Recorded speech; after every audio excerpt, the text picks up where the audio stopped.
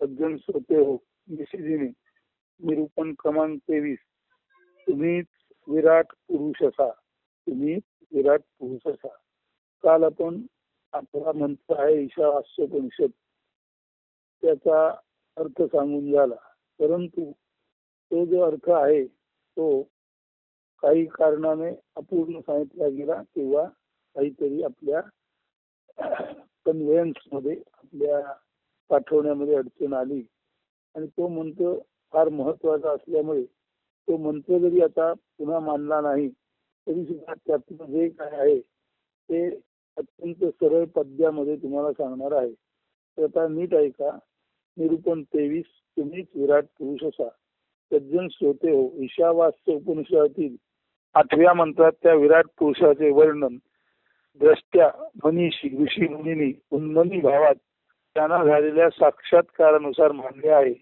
हा मंत्र क्रमांक 8 विराट पुरुषाचे विस्तृत वर्णन करणारा असून ससौवेद्य आत्मरूप म्हणजे स्वतःला पूर्णत्वाने जाणण्याची क्षमता किंवा स्वसंवेद्यता पूर्ण जागृत झाल्यानंतर आत्म्याचे तत्वज्ञान रूपी तत्वमसी ते तूच आहेस असे दर्शन हृदयात प्रकटल्यानंतर त्यांना जाणवलेला विराट पुरुष व त्याच्या सामर्थ्याचे वर्णन आहे.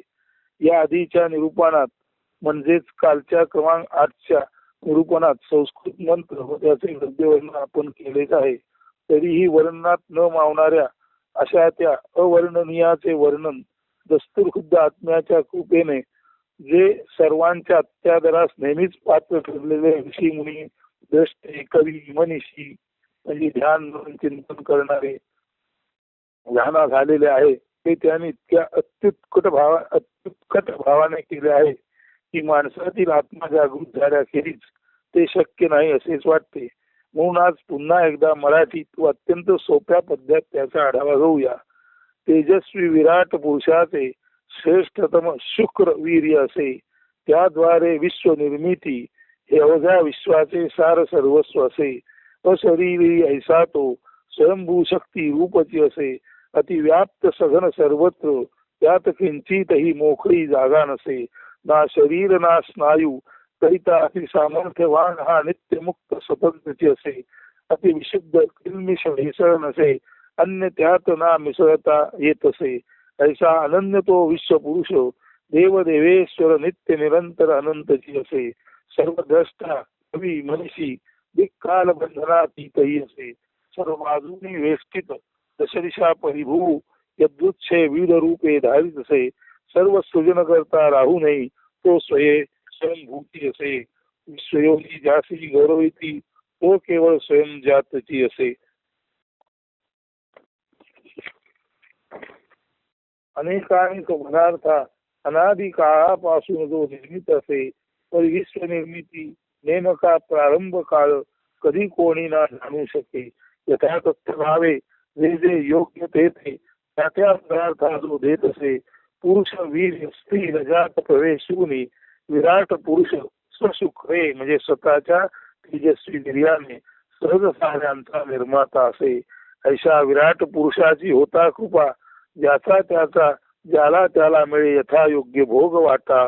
म्हणून सज्जन हो, आत्मा परमात्मा ब्रह्म तेज रूप विराट पुरुष चिंतनातून सत्य शोधनात असा.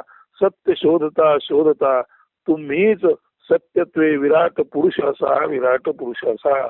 म्हणून सत्याची खोज घेणारा जेव्हा स्वतःच सत्य होतो तेव्हाच लक्षात येते की शोध करता हा शोधच आहे, सत्य शोधणारा हा सत्यच आहे.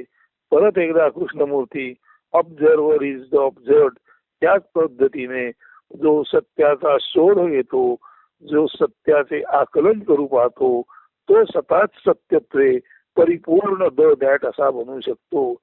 आता तेजस्वी विराट पुरुषाचे श्रेष्ठतम शुक्र वीर्य असे. हा जो विराट पुरुष आहे त्याचं तेज श्रेष्ठतम आहे. तेज म्हणजे शुक्र आणि त्याचं श्रेष्ठतम तेज हेच खऱ्या अर्थाने विश्वाचे वीर्य आहे. आणि या श्रेष्ठतम पुरुषाच्या तेजस्वी वीर्यानेच विश्वाची निर्मिती झाली आहे. आणि म्हणूनच श्रेष्ठतम विराट पुरुषाचे तेजस्वी वीर्य हेच सर्व विश्वाचे सार सर्वस्व आहे. असा तो विराट पुरुष अशरीरी आहे. तो स्वतः असलेला आहे आणि तो शक्ती रूप आहे. येथे सांगायचं असं आहे की ज्याला आपण देव, परमात्मा, आत्मा म्हणतो ते दुसरं तिसरं काही नसून अमर्त्य ब्रह्मचेतना आहे. आणि कधीही नष्ट होणारी ब्रह्मचेतना ही कधीही नष्ट न होते याचा अर्थच ती संपूर्णपणे शक्तिरूप आहे. म्हणून हा अशरीरी पुरुष स्वयंभू आहे आणि शक्ती रूपाने तो वर्तत असतो. तो अतिव्याप्त सघन आहे, सर्वत्र भरून ओतप्रोत वाहणारा आहे. त्यात किंचितही मोकळी जागा नसे. काल जे आपण म्हटलंय त्याच्यात किंचित खड्डा सुद्धा मिळत नाही, मोकळी जागा मिळत नाही. सर्वत्र तो घनदाट आहे, सघन आहे.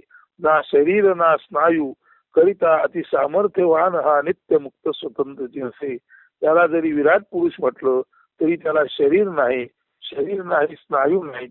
शरीर नाही, स्नायू नाहीत, त्यामुळे त्याला मानता येत नाही. म्हणून हे ब्रह्मचैतन्य अति विराट असून सुद्धा पूर्ण स्वतंत्र आहे. अति विशुद्ध किलमिष भेसळ नसे, अन्य त्यात ना मिसळता येत असे. तो विराट पुरुष ते तेज अति विशुद्ध आहे, त्यात किंचितही भेसळ नाही, त्यात दुसरं काही मिसळता येत नाही.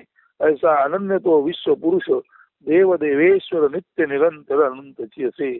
असा अनन्य त्याच्यासारखा दुसरा कोणीच नाही असा हा विश्व पुरुष किंवा तेज पुरुष देवदेवेश्वर नित्य निरंतर अनंतच असतो.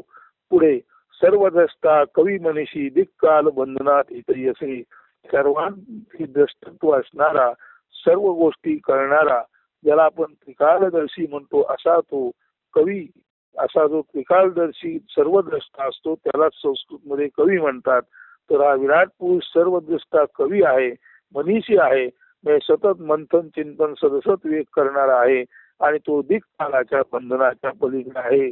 सर्व बाजूने वेष्टित दशदिशा परिभू असा हा यदृच्छेने केवळ स्वभावे विविध रूपांना धारण करतो. म्हणजे त्याला मनात येतं असंही नाही, तो असतो आणि अचानक विविध रूपात तो प्रकट होतो.